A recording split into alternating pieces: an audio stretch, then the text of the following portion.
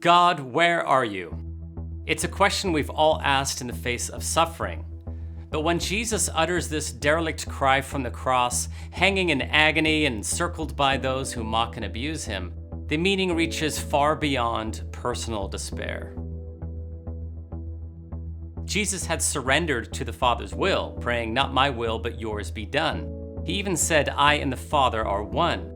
So how could he suddenly cry, my God, why have you forsaken me?"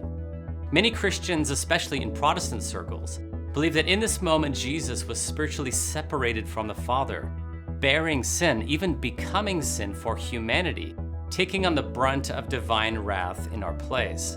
And so, because God supposedly cannot look upon sin, as a popular modern hymn puts it, the Father turns his face away while Jesus suffers. But not all traditions agree.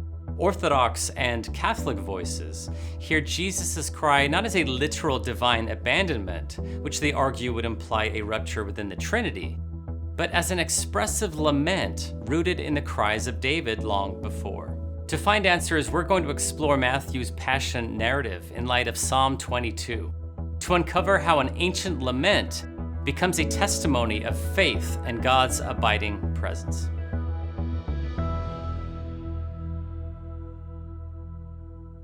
Welcome to another episode of Rewire.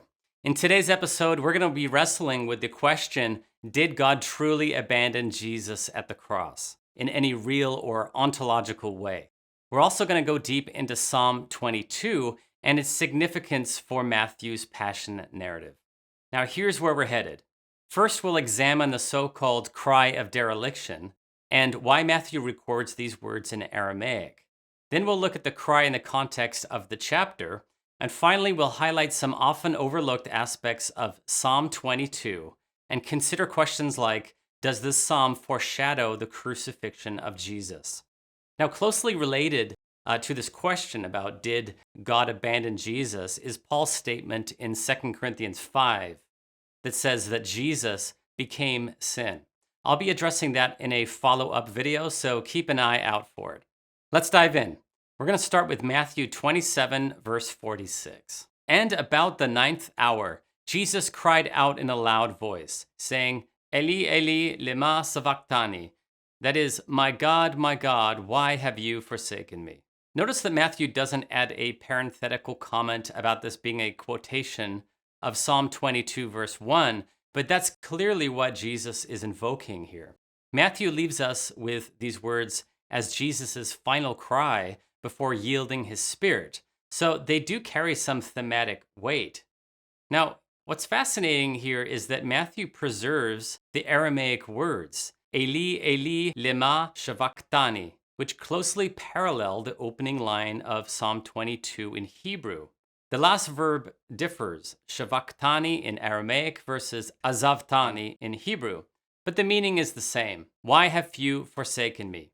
In the later Targum Psalms, that's an Aramaic translation, we find the exact same word, sabachthani, that Matthew records. All right, so why does Matthew include the Aramaic? Is it simply to heighten the drama? Well, I think the simpler answer is that it explains what happens next. In verse 47, we read, "When some of those standing there heard it, they said, 'This man is calling Elijah.'" In Aramaic and Hebrew, Eli, my God, sounds like the beginning of Eliyahu or Eliah, Elijah's name. It might sound like they just innocently misheard him, but it was actually mocking irony, turning his cry into a cruel joke. You see, in Jewish expectation, Elijah was the forerunner of the Messiah. This is based on the last chapter of Malachi. Even today at the Passover Seder, a cup is poured for Elijah and the doors opened in hope that he will come. So imagine the scene. Jesus hangs on the cross during Passover, and the scoffers twist his words into a taunt. He's calling Elijah. It's one more layer of humiliation. Now, since Jesus is quoting David, what did David mean when he said, "Why have you forsaken me?" Let's look at the whole verse. my God, why have you forsaken me? Far from my salvation are the words of my groaning." The key words here are my salvation. David is pleading, Lord, how long until you save me from my enemies? When will you come to my aid? We see the same cry again in verse 19. But you, O Lord, do not be far from me. You are my strength. Come quickly to help me. Now, this is no mystery. This is language we all recognize. It's part of the human experience. In seasons of pain, when a marriage collapses, when friends betray us, when a boss makes life unbearable, don't we cry out the same way, God, where are you? God feels absent or silent because he hasn't yet come to our rescue. Moreover, this isn't unique to Psalm 22. David uses the same kind of language in other Psalms as well. He isn't saying, God, you spiritually left me. Manifest your presence physically. He's saying, God, don't remain inactive. Intervene. Help me. Save me. It's the voice of someone crying out for justice, for God's saving action. What's true of David is also true of Jesus. This is what Jesus means by quoting this verse. By invoking David's cry, Jesus steps into that same place of desperation. But is that all? Or is there more to the story? This leads us to a crucial question. Could it be that by quoting the first line, Jesus was deliberately invoking the entirety of Psalm 22? I would say yes. In antiquity, it was quite common to cite or identify a passage of scripture by quoting its opening words, rather than chapter and verse, which didn't exist yet. So, when someone needed to reference or recall a specific psalm, the first line functioned like its identifier. And we see examples of this in the Mishnah. In listing songs that were sung by the Levites in the temple, the psalms are referred to by their opening words. So there's very good reason to connect Jesus' suffering with the entire psalm, and I'm going to provide some more evidence here. At first glance, his cry might look like a standalone quotation, but there's much more happening. As we'll soon see, Matthew is actually weaving multiple verses from Psalm 22 into his passion narrative. He's essentially making this psalm the backdrop for Jesus' crucifixion, giving us the lens through which to understand what's unfolding. So when we look at verses 35 through 46, there are 4 explicit references to Psalm 22 that I've highlighted here, culminating with a quote that we've already discussed. Notice how Matthew threads Psalm 22 through the crucifixion story. In verses 35, we read, "They divided up his clothes by casting lots." This is a clear allusion to Psalm 22:18. "They divide my clothes among them and cast lots for my garment." In verses 39, Matthew tells us, "Those who passed by hurled insults at him, shaking their heads." This language comes straight from Psalm 22:7. "All who see me mock me. They hurl insults, shaking their heads." And verse 43, the chief priests and elders actually repeat the words of David's enemies from Psalm 22:8. "He trusts in the Lord. Let the Lord deliver him. Let him rescue him, for he delights in him." When you compare Matthew 27:43 with the Greek Septuagint, the connection is unmistakable. Matthew has almost word for word placed Psalm 22 on the lips of Jesus' opponents. So we can see that Matthew is intentionally framing his passion account with Psalm 22. And this highlights something I've said many times in other videos. If we read the Gospels or the New Testament without a deep knowledge of the Hebrew Bible, we're going to miss these references and miss the meaning. The Gospels speak the language of Israel's scriptures. The New Testament is written in the ink of the Old. Now, in addition to these clear references, let me just mention a few other parallels that may also be implied. Alongside the detail of the soldiers taking his clothing, Psalm 22:17 says, "I count all my bones," which describes David as exposed and vulnerable like Jesus on the cross. Psalm 22:15 also says, "You lay me in the dust of death." The imagery is that of someone dying, and we know Jesus was laid in a tomb shortly thereafter. David also describes being surrounded by evildoers, likening them to wild animals. Interestingly, the Targum Psalms that we mentioned earlier interprets these animals as pagans or idolaters. And of course, this is exactly what happens to Jesus. He is mocked and beaten by Roman soldiers. But then we come to perhaps the most striking and perplexing line of all. Psalm 22:16 is often translated, "They have pierced my hands and my feet." Does this psalm actually foreshadow crucifixion centuries before the Persians invented it? I know this claim excites a lot of people. Unfortunately, the answer isn't so straightforward. It's one of the most hotly debated questions among scholars. And here's why. In the Masoretic text, the standard Hebrew tradition preserved by medieval scribes, the word pierced isn't there. Instead, the text reads, ka'ari, like a lion, my hands and my feet. The problem, of course, is that there's no verb, which makes the phrase awkward and unclear.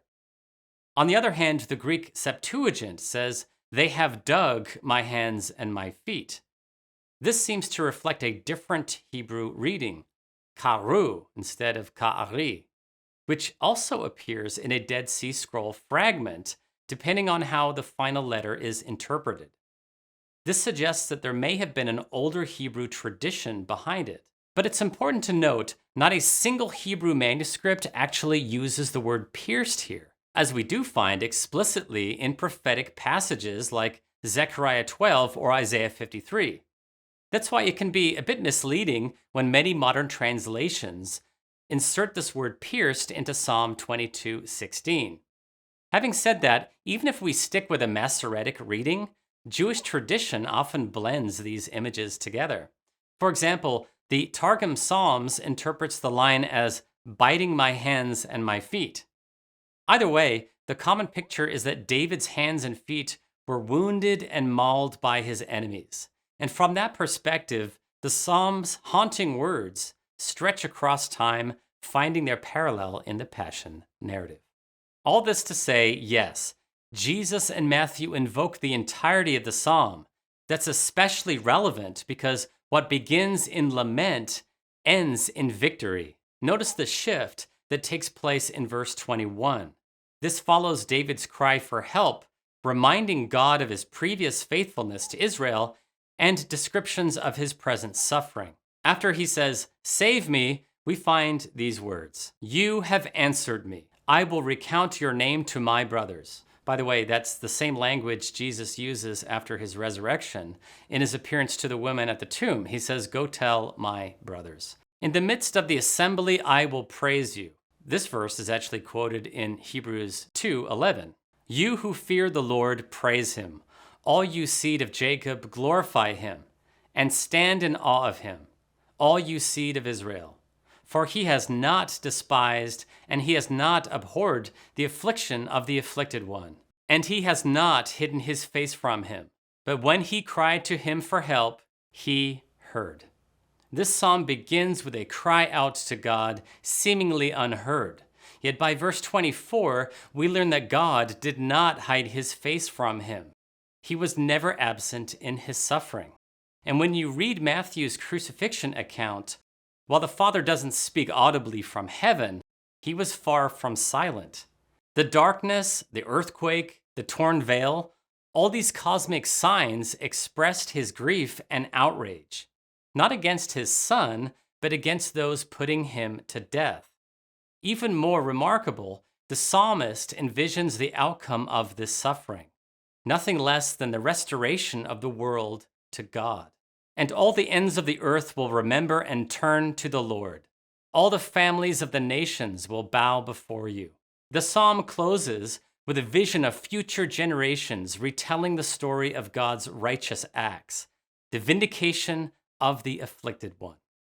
In conclusion, Psalm 22 is overflowing with parallels to the suffering of Jesus, which is why Matthew draws from it so deliberately. Did God literally abandon Jesus at the cross? The clear answer is no. Psalm 22 tells us plainly that the Father did not turn his face away. Jesus' cry from the cross should not be read simply as an act of sheer despair. It is identification with David's lament, which of course is an act of devotion, by quoting Israel's ancient hymnal. David's laments were never mere complaints. They were cries of pain that sought God's intervention, anchored in trust, and always ending in praise. When we read Psalm 22, we join David in his journey, from anguish to assurance, from despair to deliverance, and we encounter in it the story of Jesus, a story retold in every generation.